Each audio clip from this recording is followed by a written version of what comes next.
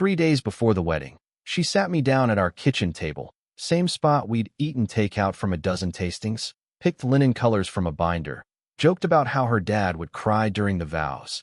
And then she said it, plain as a weather report. I can't marry you. I'm still in love with Marcus. At first, I didn't even process the words.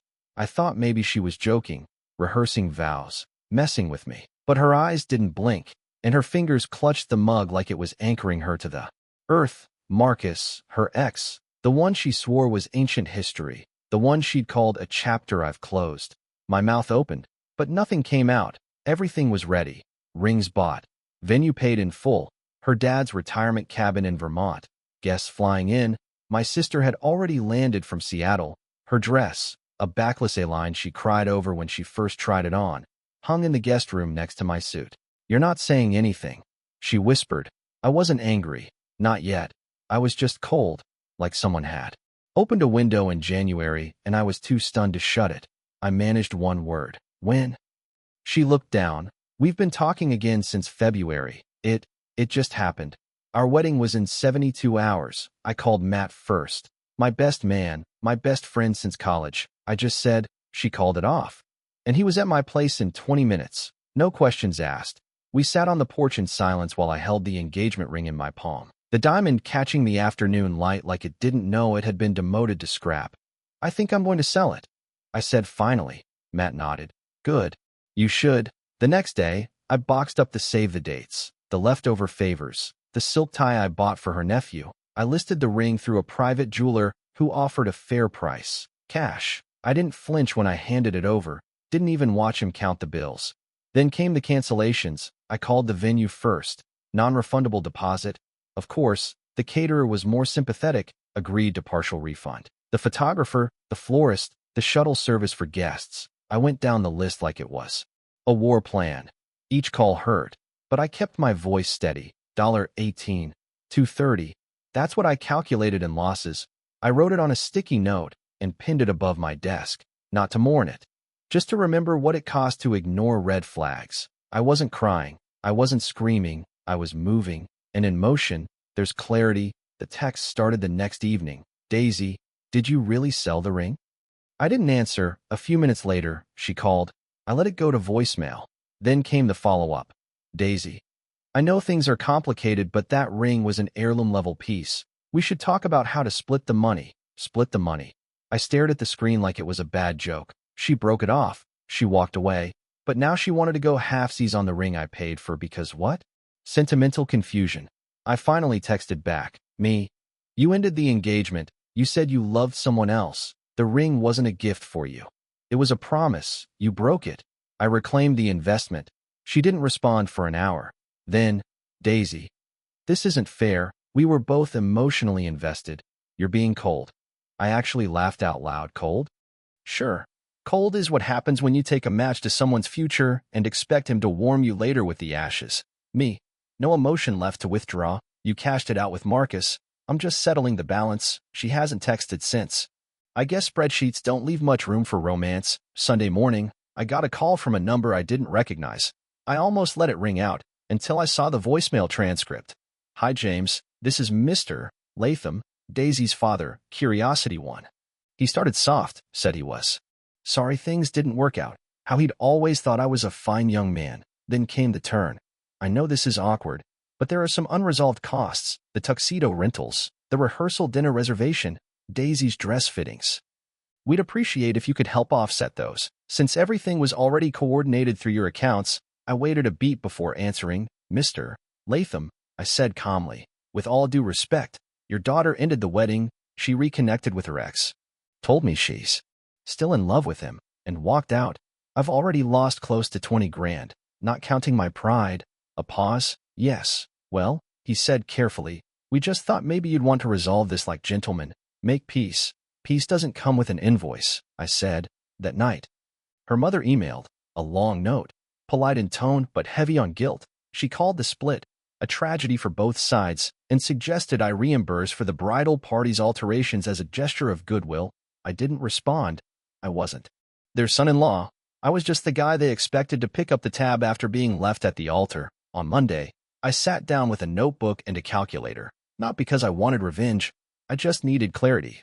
Math has a way of stripping emotion from chaos. Venue deposit, $7, $500, non-refundable, catering, $4, $200, partial refund pending, photographer, $2, $800, 50% due upfront, gone.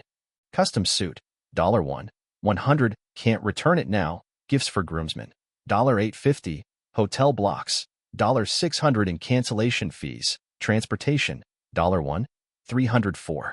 Guest shuttles, miscellaneous decorations, invites, stationery, $1, $900, total, $20, $250, money recovered from selling the ring, $6,000. That left me $14,250 in the red, and not 1 cent came from her. I typed up the list in a clean email, no snark, no drama, just numbers. Then I sent it to Daisy, subject line, since we're discussing fairness. I included a closing note. This isn't a request for repayment, it's a reality check. You chose a new future, which is your right, but don't pretend this was a clean break. I paid for a dream you walked out of. Consider the ring sale your severance package. No reply. Not that I needed one. Some debts aren't about money. They're about not letting someone rewrite the cost of their betrayal as shared pain. 2 days later, I got a message on Instagram. It was from Marcus. Hey man, I know this is awkward, but I wanted to reach out directly. No hard feelings, okay? I think Daisy handled things poorly, but maybe it's time to let go. She's hurting too. You selling the ring and sending her that email, it came off kind of harsh, man. Harsh, coming from the guy who was sleeping with my fiancée while I was booking the cake tasting.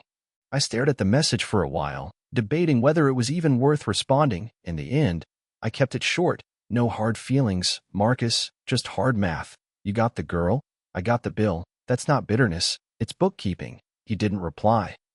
Later that night, Daisy texted again. The tone had shifted, less indignant, more, let's be reasonable. I just don't want things to end in resentment. We should have split costs from the start, but now it's done. Maybe we can find a middle ground? I didn't answer, because here's what they didn't get. I wasn't angry anymore. I wasn't even heartbroken. I was just done playing accountant for other people's emotional credit cards. They wanted me to smooth things over, clean up the mess, put the final invoice for their freedom, like I was the customer service desk for a relationship they broke. But I'm not. I'm the guy who walked away with a receipt and a spine. Thursday morning, I got an alert from the travel agency. Someone had accessed the honeymoon reservation. Daisy's name added a second guest, not me.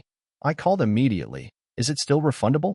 Partially, the agent said, but we'll need your written authorization to cancel. She got it within the hour. That same afternoon, I emailed the photographer and florist. Turns out Daisy had tried to rebook the services for a celebration shoot. The following weekend, I revoked all permissions, cited breach of contract, and froze the shared wedding website account. The photographer actually thanked me. Honestly, she was trying to pass it off like a postponed wedding. I felt weird about it. She wasn't trying to start over. She was trying to recycle my money into her fresh start. I contacted the bridal boutique too. Her dress had been altered on my card. I couldn't reverse that.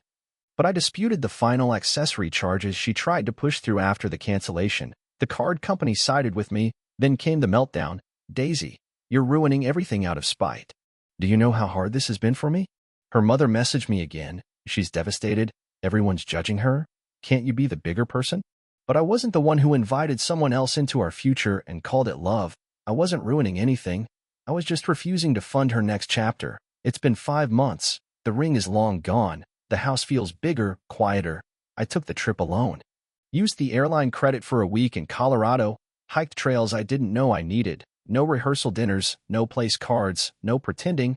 I've repainted the kitchen, gave away the glassware with our initials, canceled the streaming account we shared, started cooking for one again, and for the first time, it doesn't feel like less. Sometimes people ask if I still talk to her. I don't, not out of spite, just peace, a silence that finally belongs to me. She tried to turn our wedding into a launchpad for her new life. I turned it into a lesson. Never invest in someone who doesn't know your worth. I'm not bitter. I'm not broken. I'm just done being collateral. I'm no longer a ring on someone else's finger. I'm a man who chooses himself.